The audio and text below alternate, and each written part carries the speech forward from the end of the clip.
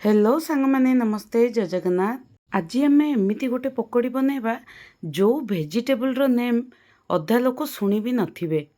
आग काल रे माँ माने आई माने एई परिवाटा कार्तिक मास हो बा हबिष दिन रे हो से माने खाइबा पई प्रिपेयर करथांती। आजिकाली एई सब्जीटा देखिबाकू ही मिलेनी। ताहले चलंतु बनैबा स्टार्ट करिबा। आपण जदि मो चैनल रे नुआ अछंती आ एही जाई सब्सक्राइब करिनांती ताहले प्लीज सब्सक्राइब करिया पे अनुरोध रहिला। नमस्कार, मो स्मृति आपण मानकु स्वागत करूची हम ओडिया रेसिपी चैनल को। एही वेजिटेबलटा आपण मार्केट रे देखि पारथुबे बट केबे रोसई करि नथिबे। काहेकि ना मु मध्य केबे एही वेजिटेबलटा मु केबे घर को आनी नथिली आ आहार एते टेस्टी रेसिपी हेई पारिबो मु जानी भी नथली। मु भी प्रथम थर ट्राई करूची। मु आगुरु खाइची बट केबे निजे बनै नथिली। तो आपण मान पई एई रेसिपीटा मु आनीची। आपण थरे निश्चित ट्राई करके देखिबे।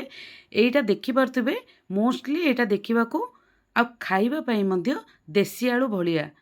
यार नाम होची उल्ल। गाँ मानकरे माँ माने बहुत भेराइटी रेसिपी यार बनाती। काहेकि ना सेठी या इजिली एवेलेबल थाए आ सिटी जगह बहुत रेयरली मिले। हुए तो आपण जगार यह इजिली मिल जाई पार थाए।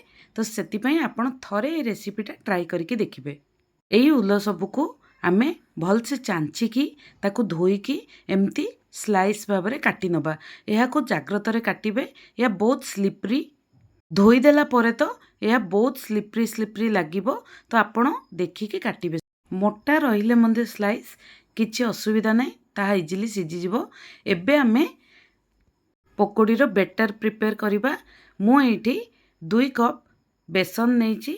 सेतिरे हळदी गुंड 1/4 स्पून, लंका गुंड 1/2 स्पून, गरम मसाला 1/2 स्पून, अदा रसुण पेस्ट गोटे बड़ चामच आउ जुआणी किछि हातरे एमती रब करके देइदबा। ताहले बास्नाटा बहुत बढ़िया आसीबो। आउ स्वाद अनुसार लुण भी देइदबा। एठी आमे बेसन को हाथ रे ही गोलेबा। हाथ रे गोलेबा द्वारा बेसनटा बहुत बढ़िया फ्लफी होबो। आ एहा को आपण गोटे डायरेक्शन रे ही राउंड राउंड करके अल्प अल्प पानी दे देकी ताको लम्प्स जिमती आसीबोनी सेही भली भाबरे आपण बेटरटा को बनेबे। एठी देखि पारथुबे बेटर कंसिस्टेंसीटा मु केतिकी रखिची। ई पकोड़ी पई हमको अधिक पतला दरकार होबोनी कि अधिक मोटा भी दरकार होबोनी। एबे आमे अल्प टिके खाइबा सोडा देइदबा आ गोटे स्पून ऑयल देइदबा। ऑयल दबा फଳରେ हमर पकोड़ीटा बहुत बढ़िया मुसमुसिया हेबो। एहा को आपण जमारू भी स्किप करिवेनी। एबे छाणीबा पई तेल गरम करि नबा।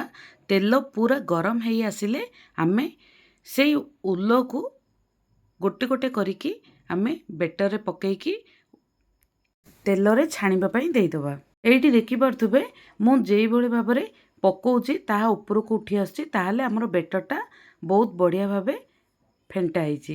गोटे साइड पूरा बढ़िया से हेई गला परे ही आपण उल्टेबे, नहले बेसनर जो परदाटा बाहरी जिवो। एइठी देखंतु मोर गोटे साइड पूरा बढ़िया से हेई आइतला। तो मु एबे उल्टेकी आपनको देखै दउची। एई समय पई आपण अपेक्षा करिवे, तापरे ही उल्टेबे, नहले जो उल्लर जो स्लाइसेस हेवी थाए ता फଳରେ कि हमर बेसनर जो लेयरटा ता बाहरी जिबार संभावना थाए। एबे 2 पट जाक भलसे क्रिस्पी करदेला परे हमें ताकू काढ़ी नबा। एइठी उल्लो को सिझिबा पई बहुत समय लागिबोनी। नॉर्मल पकोड़ी जेतिकी समय लागे सेतिकी समय ही आपण लागिबो। एइठी केते बढ़िया कलर आसी गलानी आ केते क्रिस्पी देखा जाउछ भी।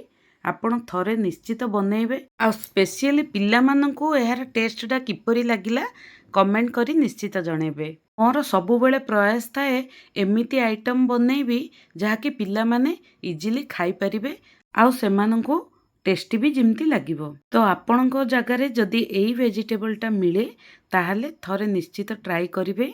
भिडियोटा जदि भल लागिला ताहले लाइक शेयर कमेंट करबा को भूलिबेनी। आ आपणको घरे एई वेजिटेबलटा आगरु केबे बनैचंती ताहले को भलिया बनैचंती जदि हेई परिबो मते कमेंट करी जणेबे। नेक्स्ट वीडियो रे पुणी थरे देखा हबा। रहिली जय जगन्नाथ।